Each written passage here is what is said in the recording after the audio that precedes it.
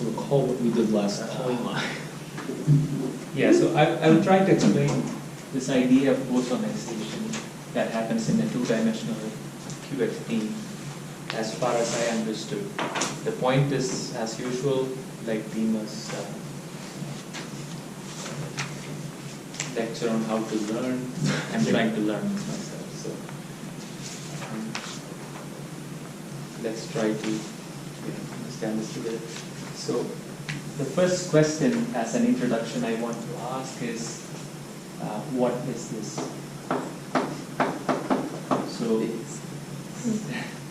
So the idea is that in two dimensions, so we need 1 plus 1 dimensions. The theory of fermions. Can everybody hear me? Yeah. Yeah, but it is a little bit soft. The theory of fermions can be written completely in terms of the theory of bosons. That's the idea of bosonization. But this immediately brings us to the next question. How on earth is this possible? Because we have learned in our past life that fermions are a different type of objects compared to bosons. Fermions have half integer spinings.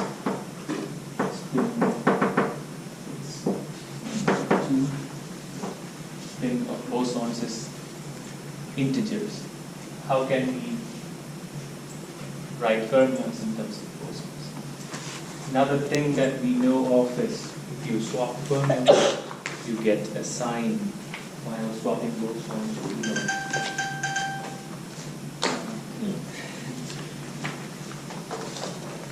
So let me give some arguments on how it can be even possible 1 plus 1. After all, what's special about bosonization is 1 plus 1. So the idea is in one space dimensions, rotations do not have any meaning. Right? If you just have one space, you cannot rotate.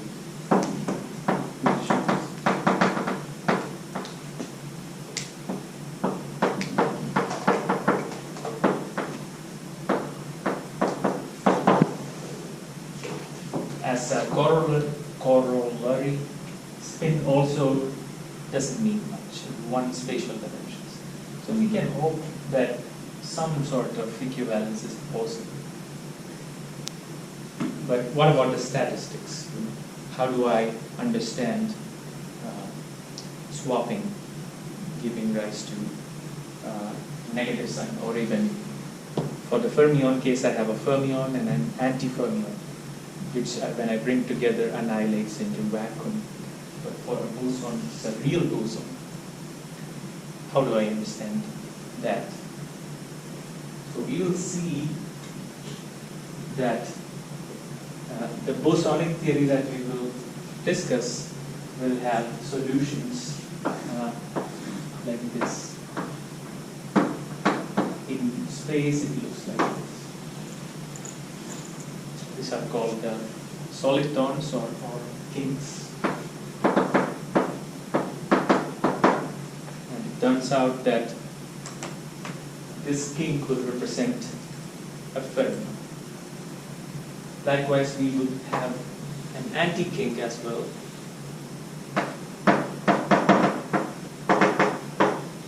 Which, as you guessed, will represent an anti-fermion. And you can imagine that bringing them together will make it into a vacuum just like fermion and anti-fermion. And we will see in detail, so though I don't have a Peter Arnold style explanation for this, that whatever operator that creates this kink, if you swap them, you get a minus sign. I know this only in details. I do not have a physical, intuitive explanation for it. Right. So next, we can also ask the question: why do we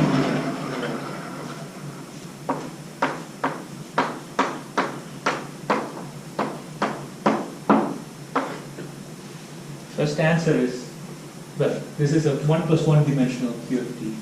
Our world is 4 dimensional. Why do we care at all? Well, this is interesting. That's the first reason. The second reason is, Gary will find it useful. It's useful in condensed matter physics. And originally it was started, the program was started by Julian Schwinger. He studied 2-dimensional QED as a consolation because he and others were not able to solve 4-dimensional strongly coupled quantum field theories exactly. But Schwinger managed to solve QED2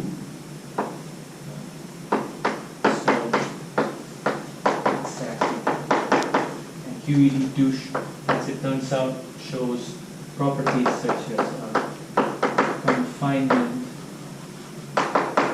and mass gap. We will see this through the eyes of Bosonization later. So these two problems, if you don't know, are these two conditions. We know that it exists for QCD in 4 dimensions. But we are still not able to solve it analytically. If you are able to solve it, it's a millennium price probably minimum, $1 million. All right, I think that's enough motivation. Now, let me just lay out the plan.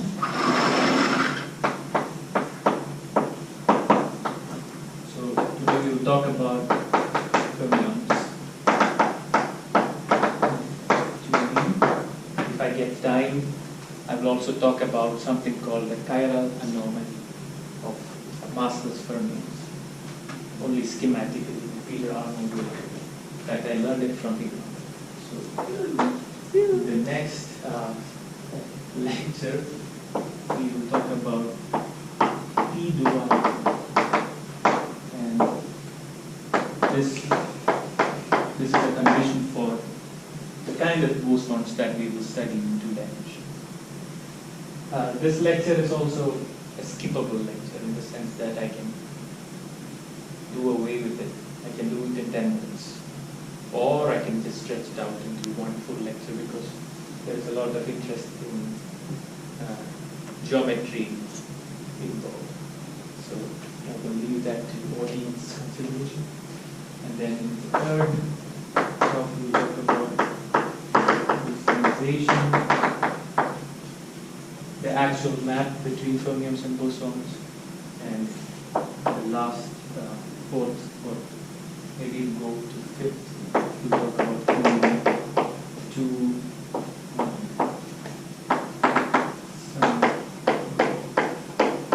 these are examples of bosons. Right? So let's start with fermions.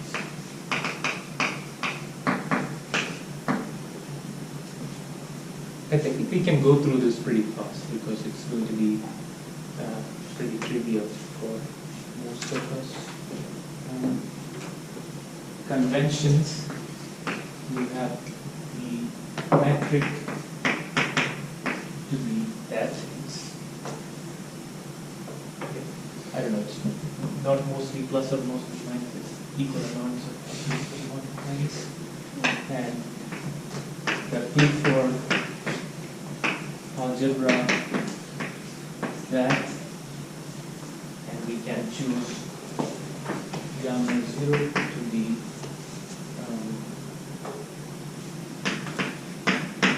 that, which is nothing but sigma 1, the Pauli matrix number 1. Gamma 1 is 0, 1. This is I times sigma 2. Or is it minus I times sigma 2? I'm not sure. Doesn't matter, that's the matrix. And we can define gamma 5, which as usual is sigma 1, which is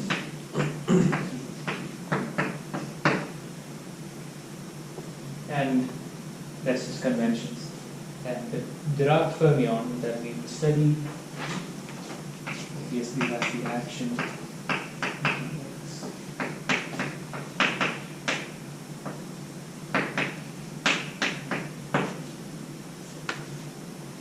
and psi is a two component.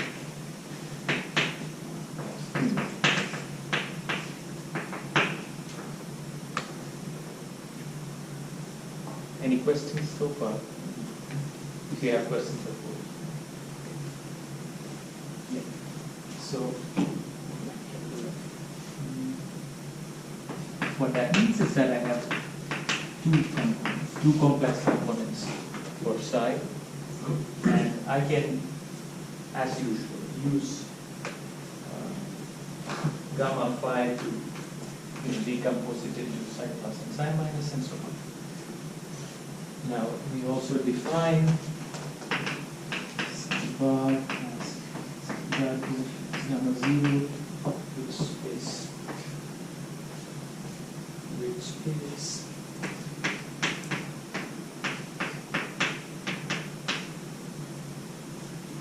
and it flips the order because of gamma 0.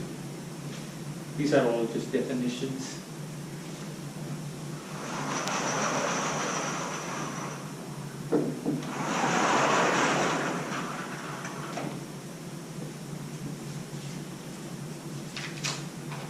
So if we write the action in terms of this while basis, what we get is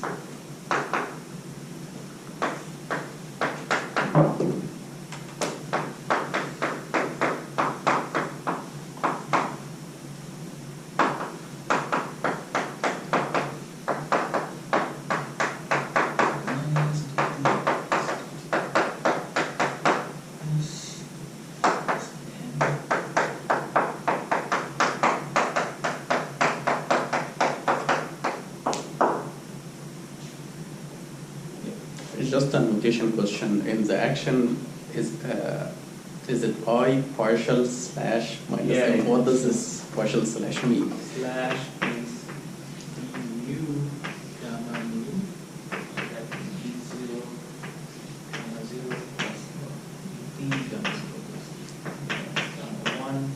So this will be a matrix. Oh, We can figure it out. So this will be 0, 3, x.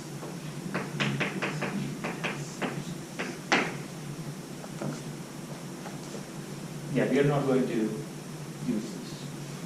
But that's how, you take this matrix, plug it in here, put these things as matrices here, multiply everything out, then you get that.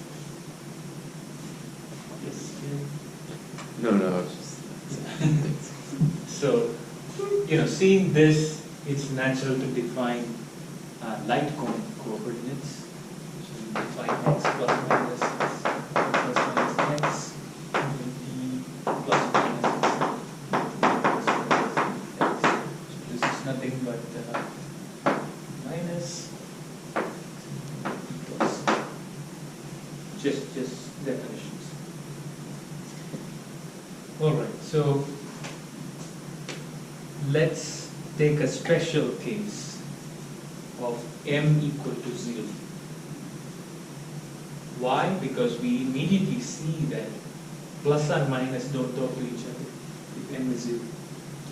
The only coupling between plus and minus comes from the mass.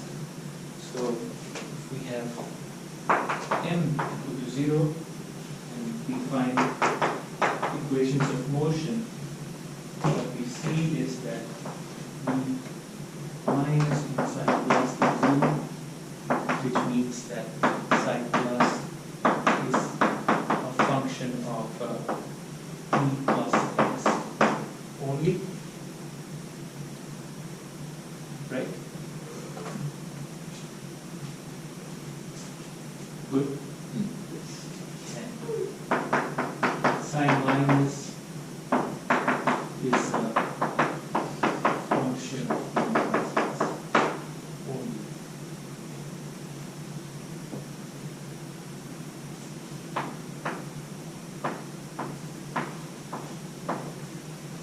So you have, in the mass equal to 0 case, you have two solutions, psi plus and psi minus. They are independent in the sense that psi plus is a wave that moves to the left.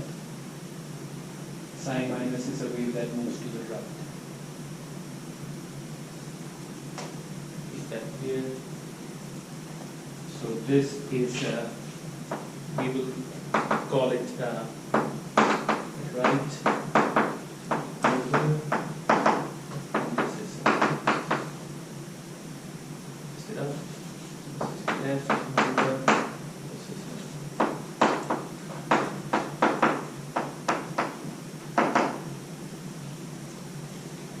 just as a matter of remark, people often take t to I tau in the Vic-rotated case, then they would call psi plus the holomorphic solution and psi minus the anti-holomorphic solution. Just as you, this is Z and Z bar. Not important. So the point is, mass equal to 0 fermions, which means that you have a left moving component to the solution and the right moving component solution, which separates out into each other, independent of each other. Any questions so far?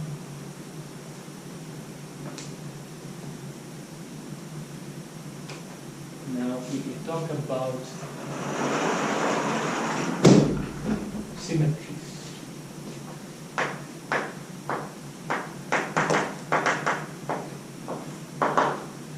Okay. What are the symmetries of this action?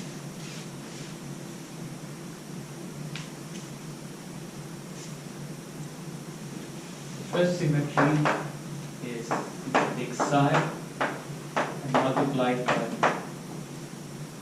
a face, or in full matrix notation, this is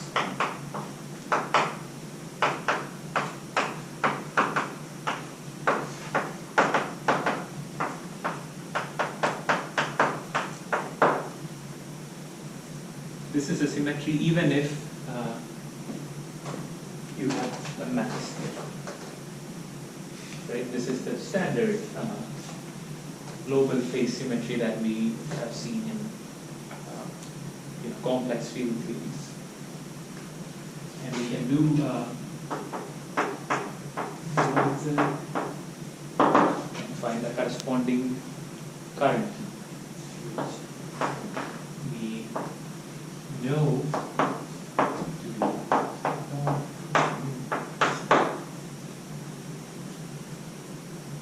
is there any confusion with this?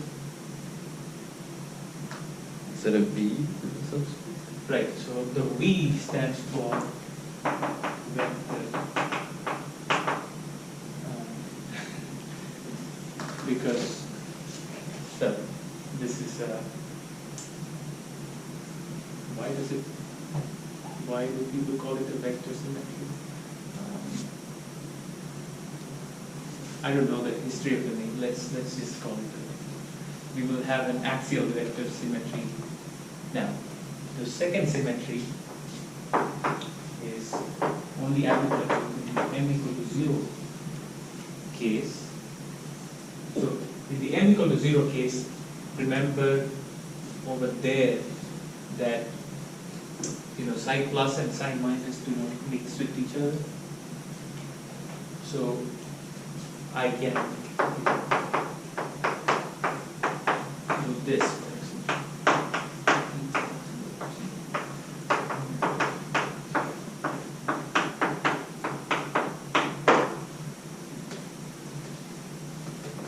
Sorry, I messed it up. In the first case, it's the same because it's just that. Now I'm doing this with the psi plus and psi minus rotating in the opposite way. This, in a compact way, can be written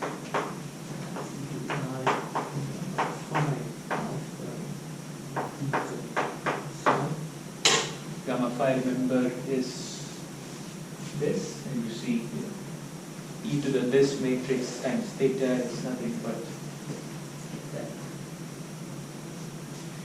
And this is called the United current. We would call it the axial or chiral current. And we can find it if the only difference is the gamma phi.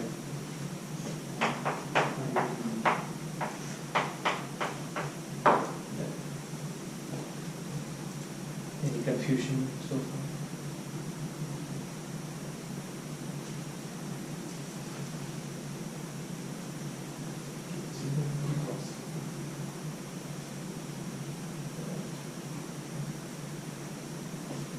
But keep in mind that this only is a symmetry when mass is 0.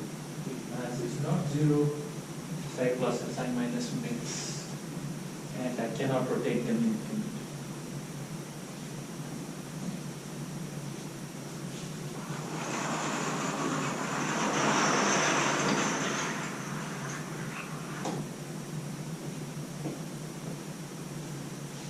Okay, now let's try to quantize.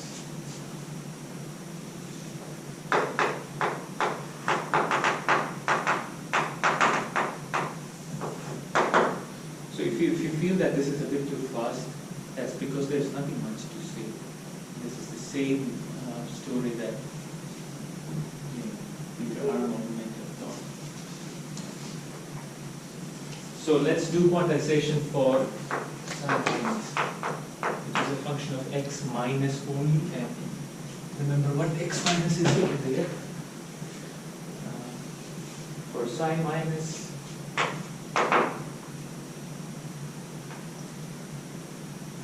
so these are waves that moves to the right, and their dispersion relation for the minus guys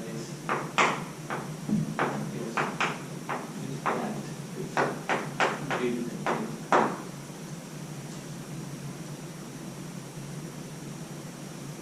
Is that obvious? Why is P greater than 0?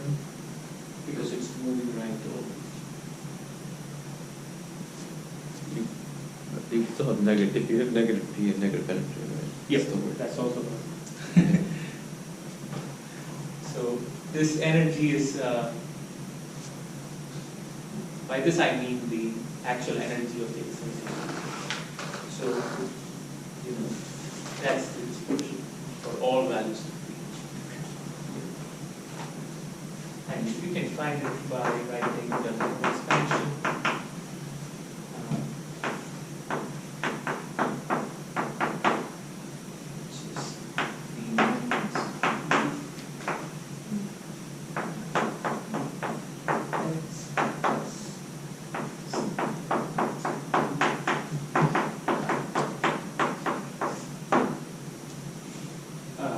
And using the equations of motion or something, but I'm just going to bypass all that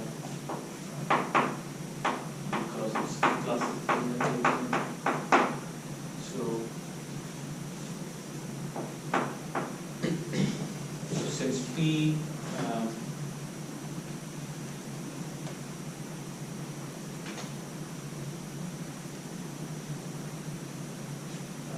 confused about something.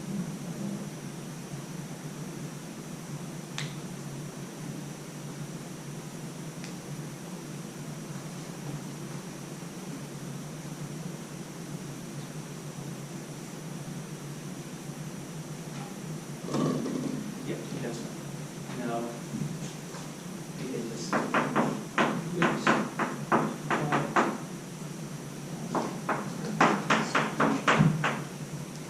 if you plug this in here, P dot x is nothing but P0 P minus x. P0 is nothing but EP, which is P, so we get E. So we have E to the I P x minus.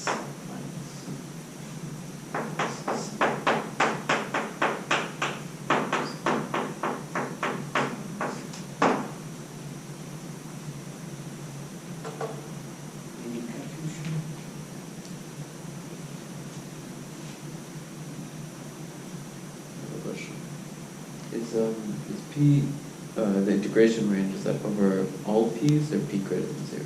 Yeah, it's P greater than 0. Ah, okay. Sorry about that. We have that.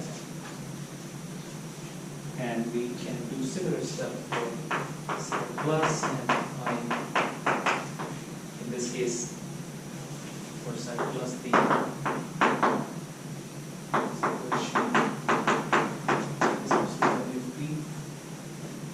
and because this is left to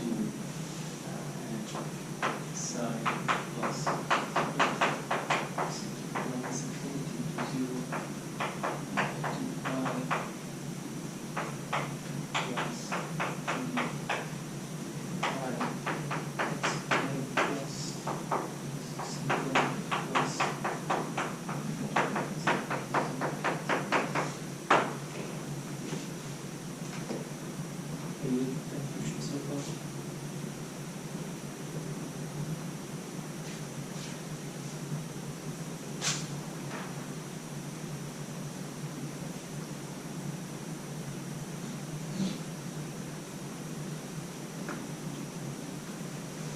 this did the same thing, but with this distortion.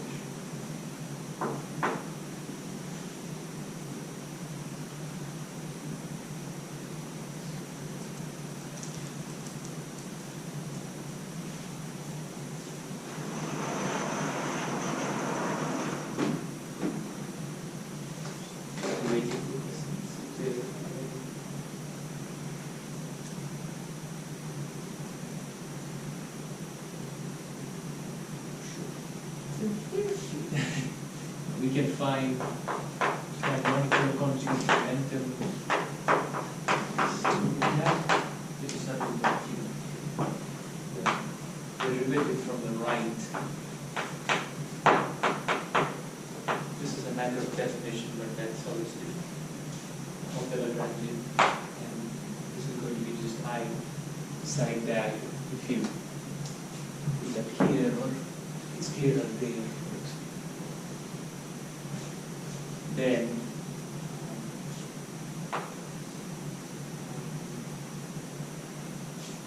we can impose quantization.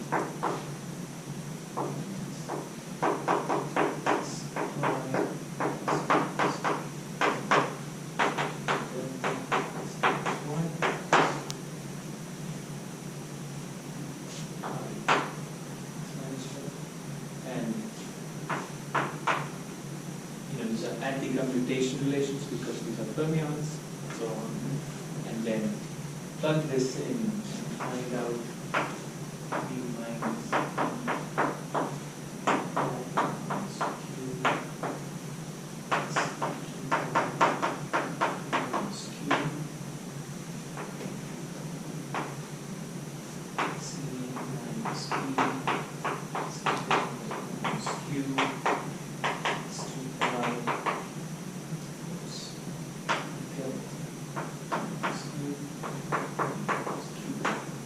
same for the plus, and the plus minus do not commute. C and B do, well, plus minus anti-commute. C and C plus, C and B also anti-commute. There's nothing there to see. Is that clear? I don't want to do this derivation ever again. So I just take There's only one confusing thing, which isn't actually this, it's notation though. The conjugate, the daggers, are plus. They look kind of like pluses. We deal with the same thing. We deal with subscript minus and plus, but also the x are plus minus. So how do I make the notation? I don't really know. I think the X change, originally you had subscripts on the X plus and minus as well, right? At some point. Yes. So that might make more sense. No, the subscripts. Look at this. No, it's Top superscript. word. X Yeah. plus minus, and that makes sense. They're supposed to be. These are the chi. Oh, I see, right, because chi they're sort of, wire basis or something. Okay, so but the x plus minus, you want it Also has upstairs. plus minus. You want it upstairs because It's like contravariant. or Yeah, covariant. covariant, contravariant. Okay. So, Yeah. yeah. So I don't know. There's no way to. Let me just, yeah.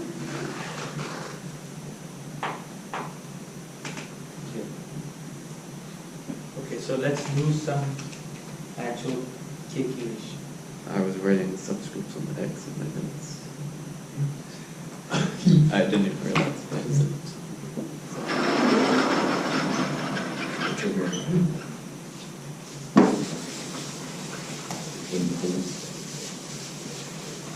Why didn't you use the board that was behind it?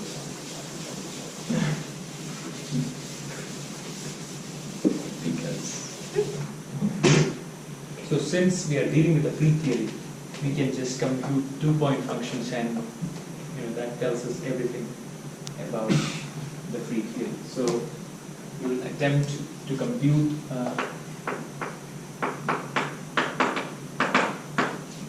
psi, say minus.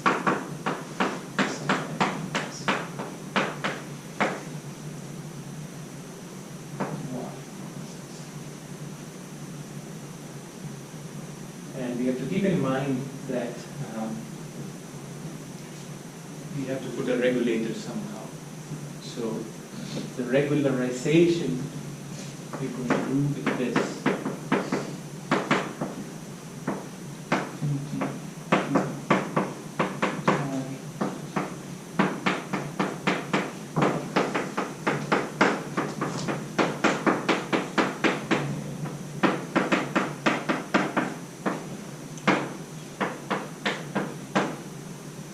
Put a cutoff in this for large B, you have a cutoff. Then let's try to compute that. So you have 2 psi and psi dagger, and this, by the way, means vacuum expectation value between vacuum states. Then, which I forgot to do, is we have defined the vacuum to be annihilated by B's and C's. This is how we define the vacuum. That means that from the psi dagger, which will have a B dagger and a C, the C part we can forget, and from the psi we can forget the C dagger part, which it adds to the left. That's clear, right? I'm going to just do it quickly. So sum minus x, sum minus y is going to be, I will have 2 integrals.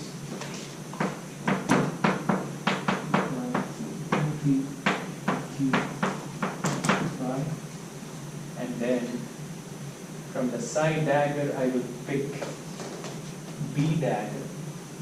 So I have a B minus dagger Q. And from the psi, I will pick up a B. So rather B minus B. So with the B, I will have an e to the I B x. And with the B dagger, I would have e to the minus I Q y. I would have e to the minus b by 2 lambda. So px minus and y minus. Right? Yeah. Just drop 1 minus. Y. Just drop it. All right. Easy. That's okay, right? All the other terms vanish.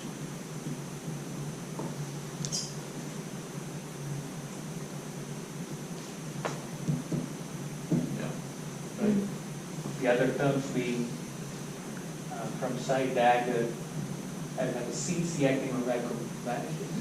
From psi, I would have C dagger, but C dagger acting on the vacuum to the left vanishes.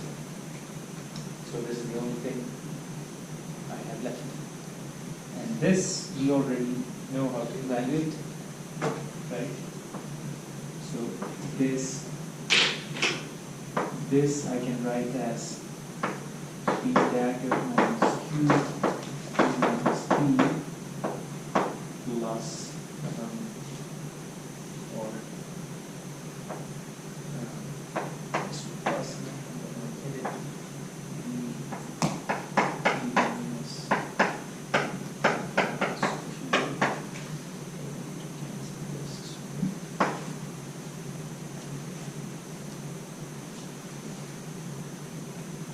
right, it's just it's part of them at the cost of anti-commutator.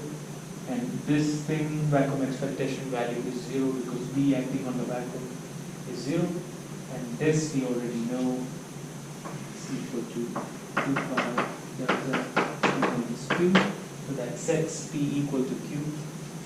So in the end we will have one integral left because Q integral can be done. And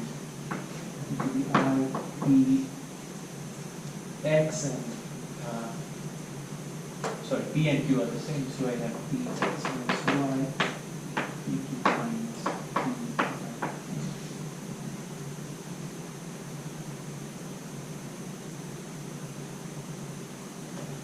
And this integral can be done very easily. We all know what to do the integral, and this is equal to I by 2 pi n by x minus y plus I epsilon is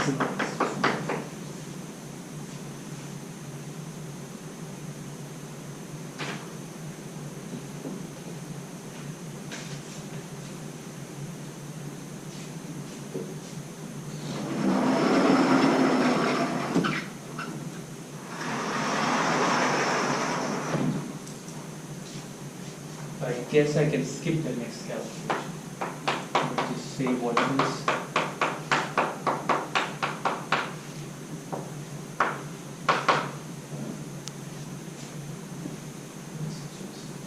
Similar. Done in exactly the same way.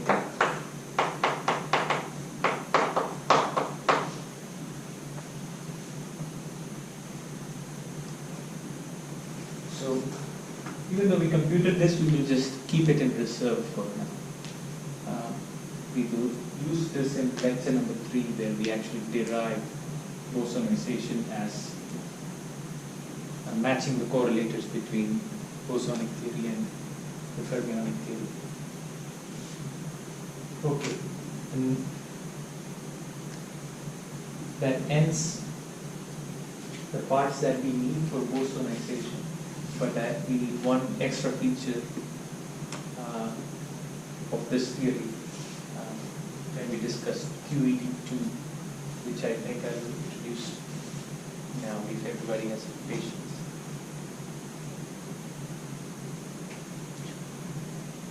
Yeah, so that's the chiral anomaly.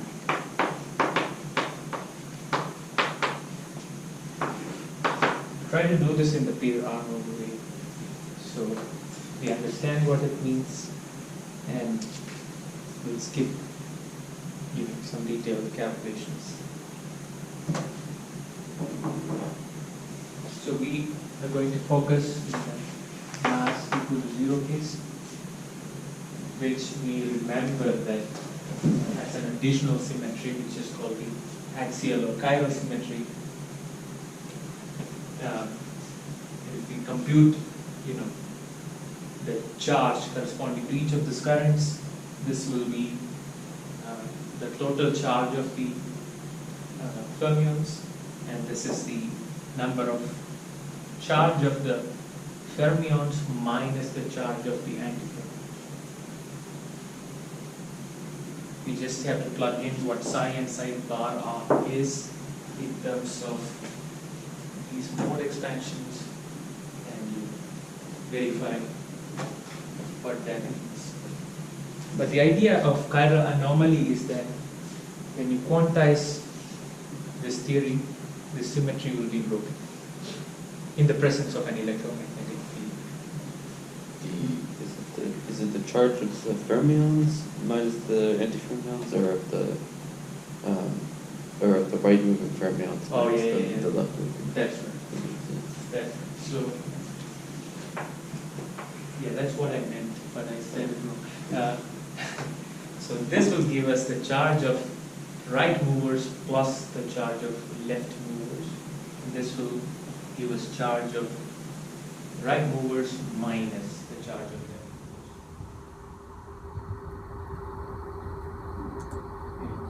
movers. Just have to plug this in and see.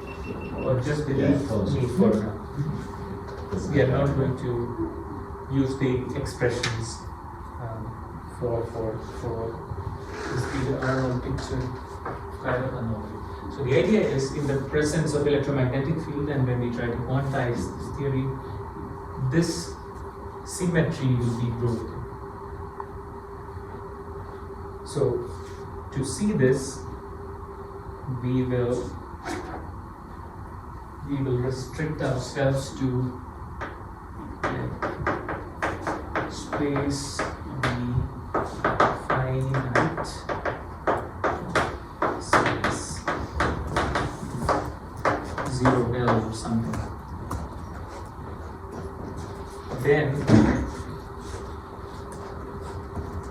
Then we will use the Dirac picture of the vacuum, for example. So the Dirac picture, if you don't remember, is what follows.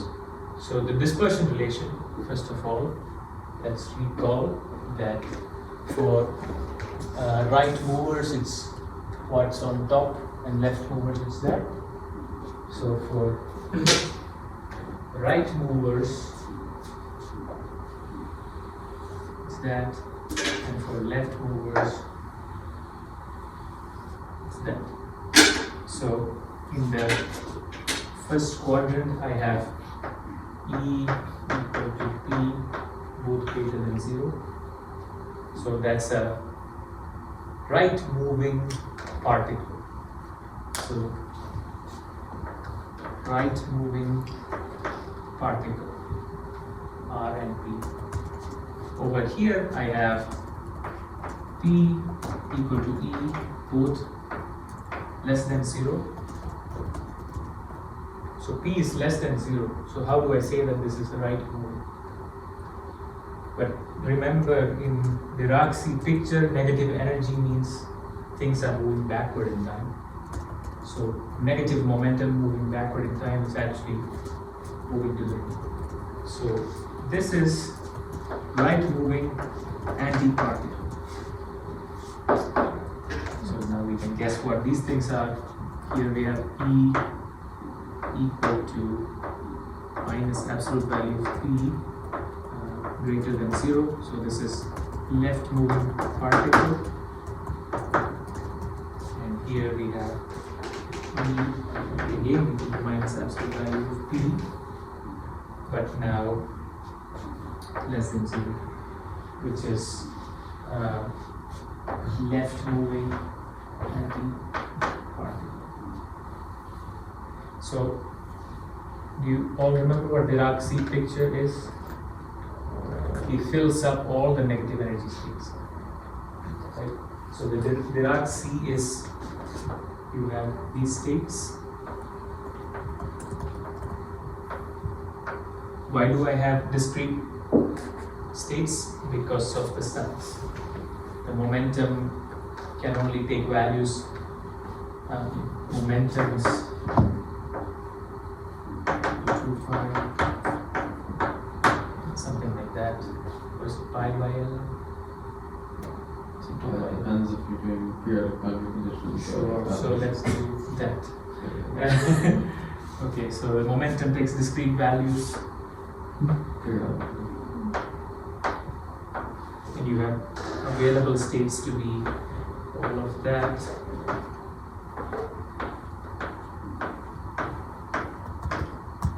And in the Dirac picture, what you do is, oh man, I wrote too many. You fill all the negative energy states.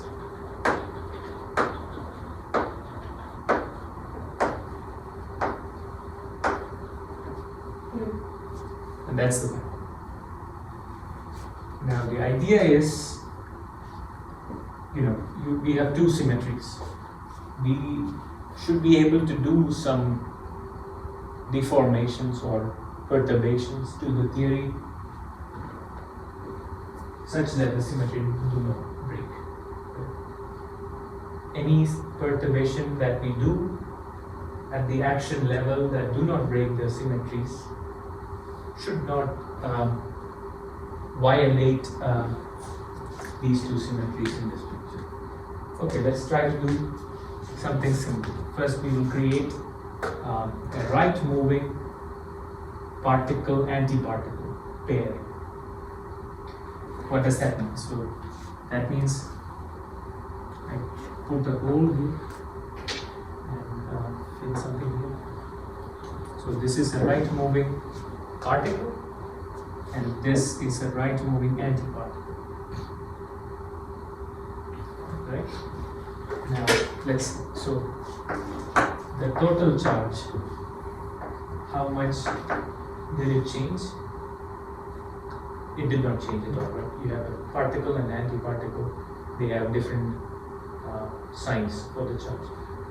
By the way, particle is created by, let's say, B dagger, antiparticle is created by C dagger. And they would have opposite charges. Again, Peter Arnold here too. So, overall, this did not change. Let's find how much the Q5, which is the chiral charge, which is number of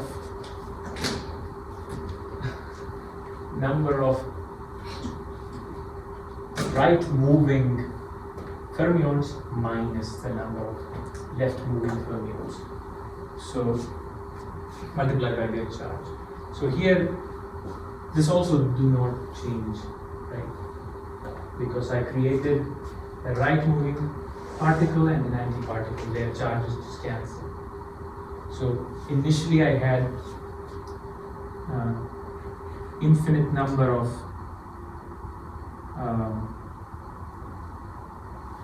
right movers with negative charge or something.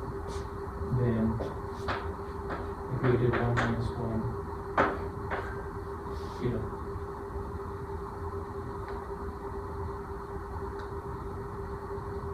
Is that confusing? So delta Q5 equals, what is that? Infinity? Yeah, the infinity I was just trying to convince you. Is that the change or the total? Yeah, initially you had infinite number of them, and you just split one. You didn't change anything. That's the point. So if I count the filled states in the red line, that's still infinite. If I count the filled state in the green, that's still infinite. So nothing changed. The chiral charge, remember, is the number of this guy's minus the number of that guy's. Right? So we're saying the chiral charge of the vacuum is 0, right, to start with? Yes, chiral charge of the vacuum is 0 to start with because infinity minus infinity is 0, of course. And even after a particle pair production, you have infinity minus infinity, which is still 0. The states in the positive energy realm are empty still, right? Yes. Yeah. I only have one filled state. Yeah. But correspondingly, I have an empty state in the C. Okay, and the antiparticles all have negative sign, all have negative. Yeah. Right now, I did not produce a left mover.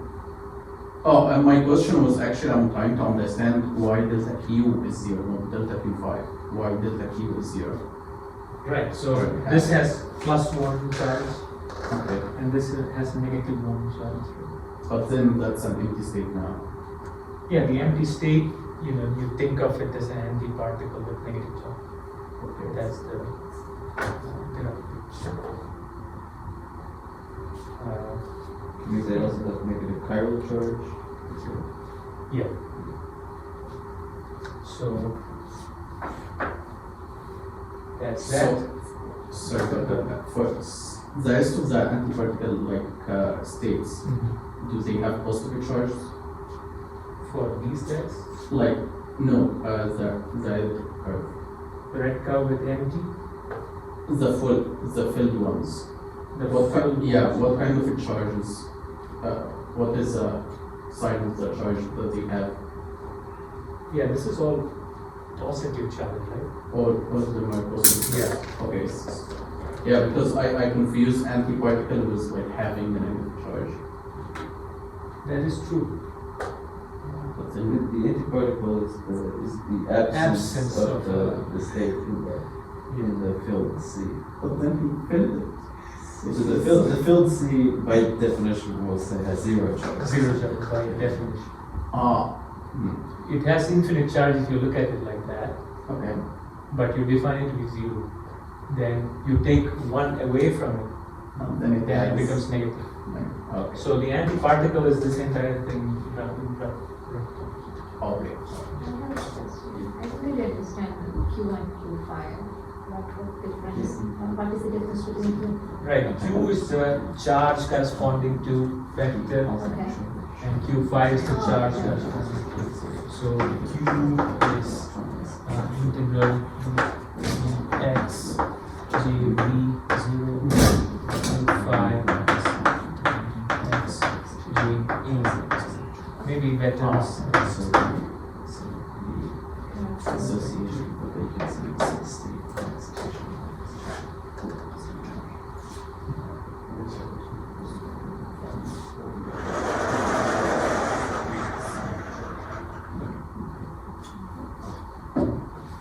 Is that okay? Okay, now let's do something else.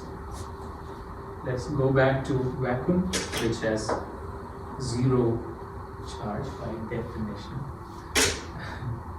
And then modify the theory in a different way. So we will introduce a constant electric field. So we introduce a constant electric field.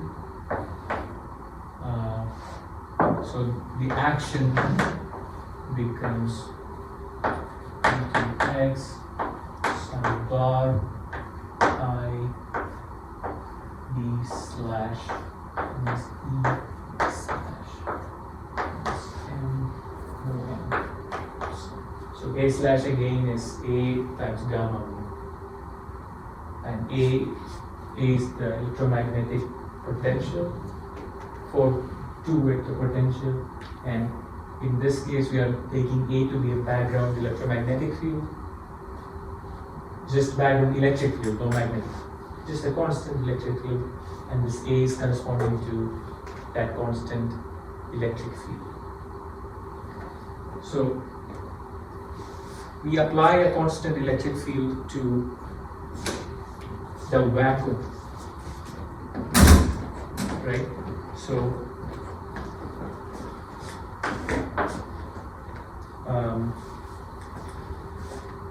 yeah, I have to.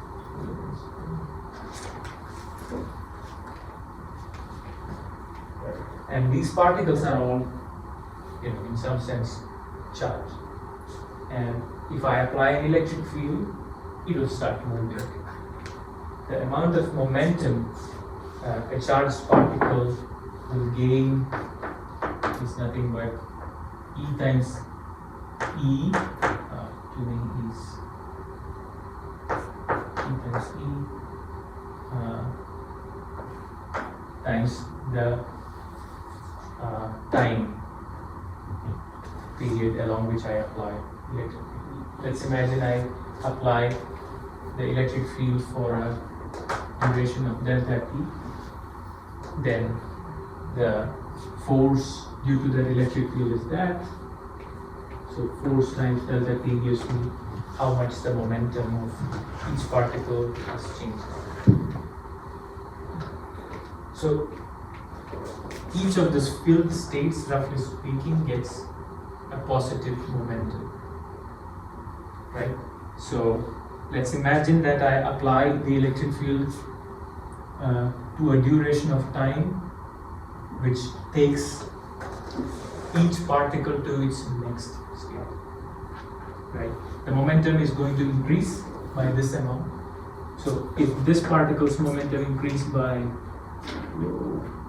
that amount, this particle's increased by that amount, this particle's increased by that amount, see what's happening. So what will happen is that I will have a field state there. Likewise, this particle's momentum increased by positive amount. What I'll have is an empty state here.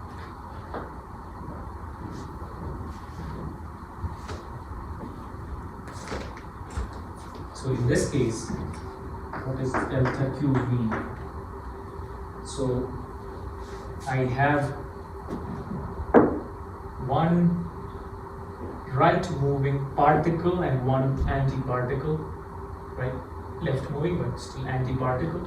So the total charge is particle plus anti-particle is 0, the change in total charge. So the vector symmetry that we have still is intact. But what is delta Q axial, which is the number of right moving particles minus the number of la la la, is going to be 1, that's that 1, minus 1, which is the chiral charge of an anti-particle, and that's 2.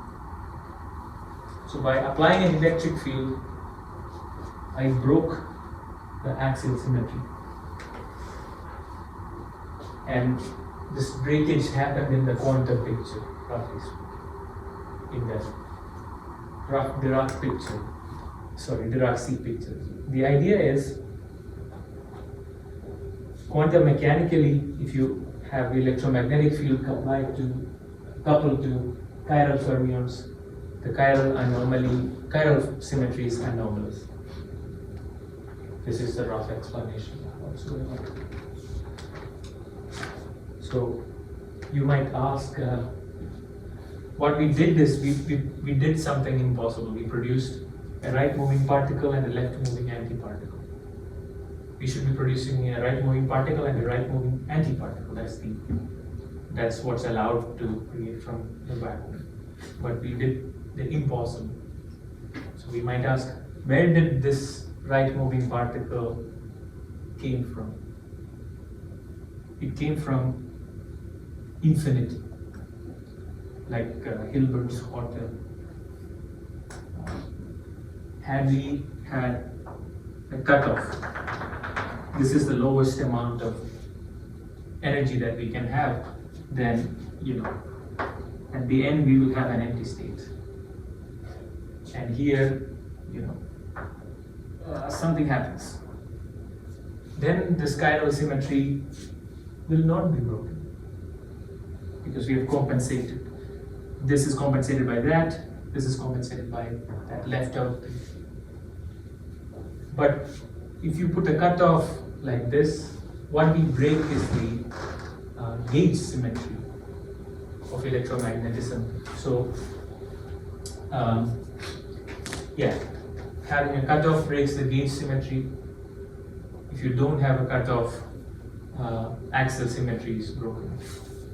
The idea is, quantum mechanically, you cannot have gauge symmetry and axial symmetry together.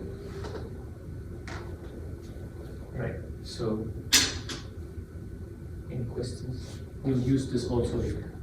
Yeah, so when you wrote down the action, you promote the first symmetry to, the standard gauge theory, right? Gauge symmetry. And you pick up the A/. Yeah. And so I've never seen this before, but you don't touch the chiral symmetry. It's just a global.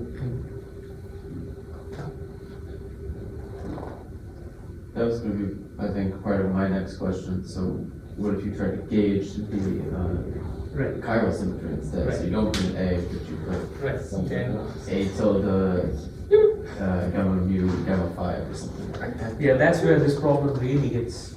Because if you try to gauge this, gauge symmetry is not really a symmetry, it's a redundancy type of thing.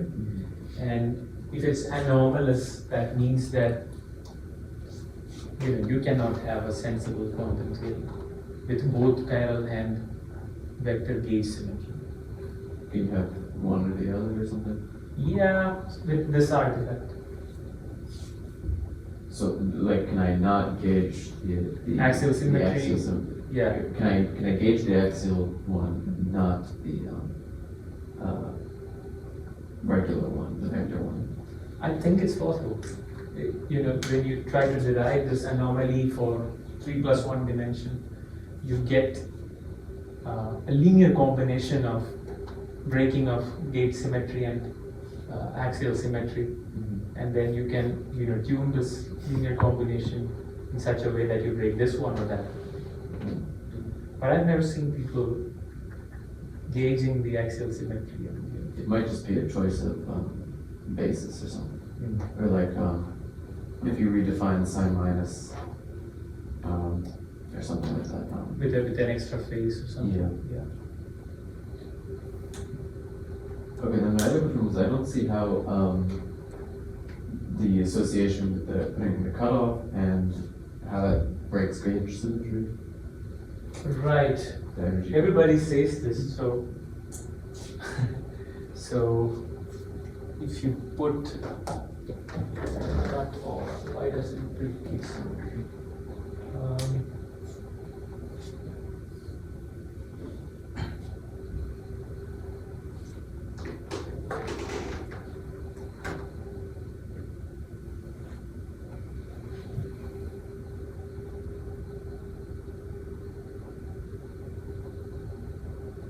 I don't know, I think you have to look at the ward identity.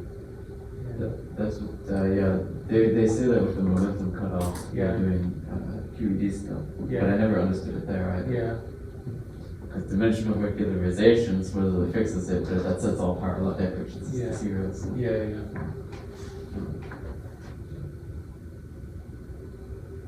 I guess ward identity will tell you something, but I'm not really sure.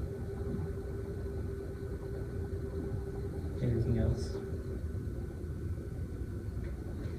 So in summary, what we did is we quickly went through two-dimensional fermions, derived some correlators that we will use later, this and that, and discussed chiral anomaly in the Peter-Arnold way, which also will show up in QED2, because QED2 is electromagnetism in 2 dimensions. And when we set mass to 0, we will have this chiral anomaly, and that will correspond to something in the bosonic picture. Any other questions? So I thought this chiral anomaly stuff appears when the electric field is quantized. No, you just need to have a background electric.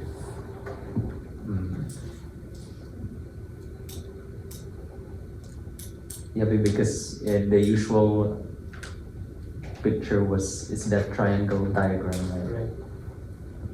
But that's not really that's like a quantum electromagnetism argument. Yeah, that's a quantum electromagnetism argument. But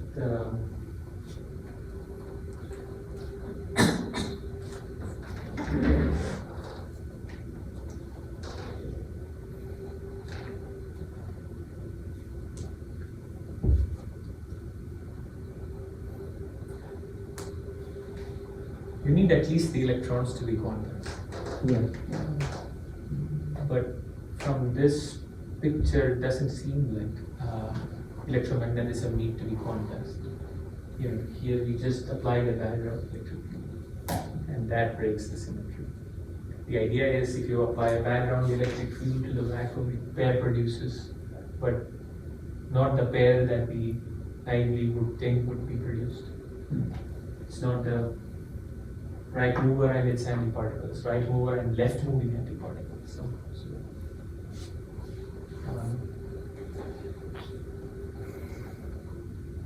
Yeah, but this is a hand wavy picture too.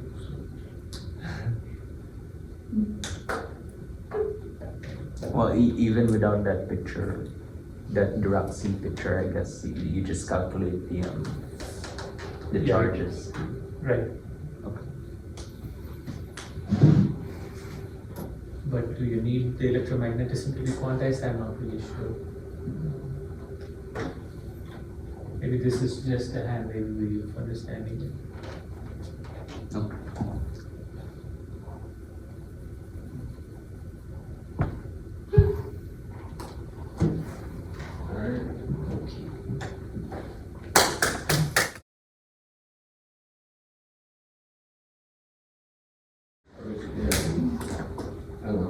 Are you done? Yeah. Okay.